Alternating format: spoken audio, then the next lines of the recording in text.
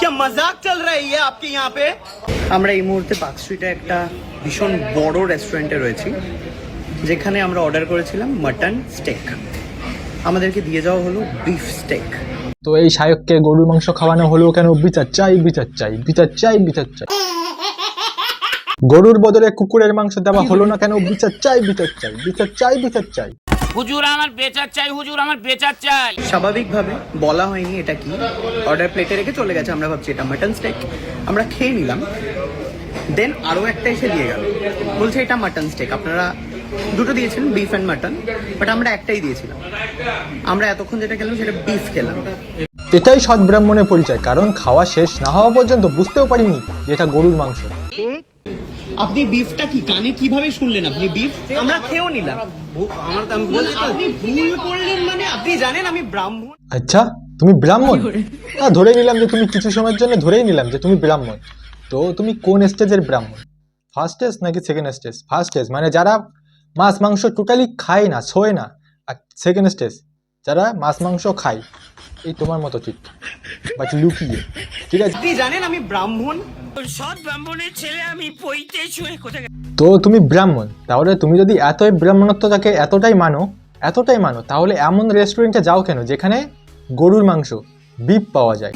Mutton বলে beef খাইয়ে দিলেন, আর তুমি এটা খেয়েও নিলে।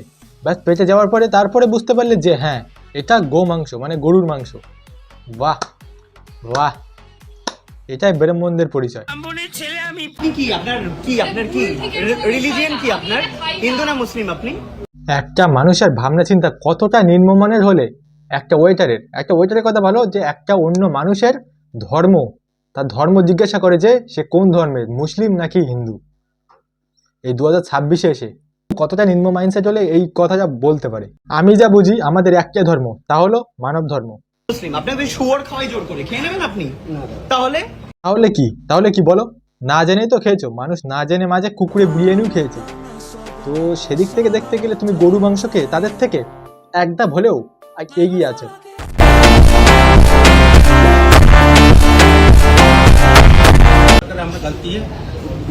गलती का कोई बात है, मान लिया आपका गलती है, मान लिया आपको गलती, लेकिन मैं नहीं खाती।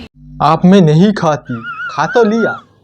खाने के बाद इतना बड़े बड़े बातें करना अच्छा नहीं लगता। मैं बड़े ही बोलूं। आप लोगों को बात करने का तरीका जितना घटिया है, उसी तरफ से आप लोगों को शक्ल उतना गंदी है। स्टिक बोला था, अभी दिया मटन स्टिक, उन्होंने देके गया बीफ स्टिक, हमने खा भी लिया बीफ स्टिक, अब बोल रहे ये है आपका मटन स्टिक। এই সামান্য একটা কারণের জন্য ওইটার নামে এরা আবার কেসও করেছে, ওইটারটাকে আবার গ্রেপ্তারও করা হয়েছে। তো এটা দেখে তো অবশ্যই বোঝা যাচ্ছে যে ভুলবশত অর্ডারটা টেবিলে চলে এসছে। এমনকি ওইটারও তার ভুল, যে তার নিজের ভুল হয়েছে সেটা বারবার স্বীকার করেছে। তারপরেও তোরা পুলিশের হাতে ধরিয়ে দিলি যে কেন আমাদেরকে গরুর মাংস খাওয়াবে। ভুলবশত করেছে, সে বুঝতে পেরেছে অর্ডারটা ভুলবশত টেবিলে চলে এসেছিল, বাট তারপরে সে নিজের ভুল নিজে স্বীকার করেছে বারবারও। তারপরেও তোরা ধরিয়ে দিলি পুলিশের হাতে যে আমাকে কেন গরু মাংস খাওয়ালো। তুই যদি এতটাই সৎ ব্রাহ্মণ হতিস, তাহলে তেমন রেস্টুরেন্টে যাবি কেন যেখানে গরুর মাংস, বিফ পাওয়া যায়।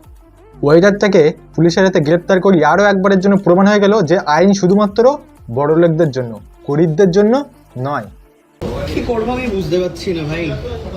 কেন গরু পেটের মধ্যে লাফালাফি শুরু করতেন নাকি? যাই হোক, কিছুই হবে না, হালকা মুতে শুয়ে পড়ো। তো ব্যাস, এটাই ছিল আজকে ভিডিও। ভালো লাগলে লাইক কমেন্ট শেয়ার, ভাই চ্যানেল নতুন সাবস্ক্রাইব অবশ্যই করবে। দেখা হচ্ছে নেক্সট ভিডিওতে। সুস্থ থাকো, ভালো থাকো, চলো বাই, জয় হিন্দ।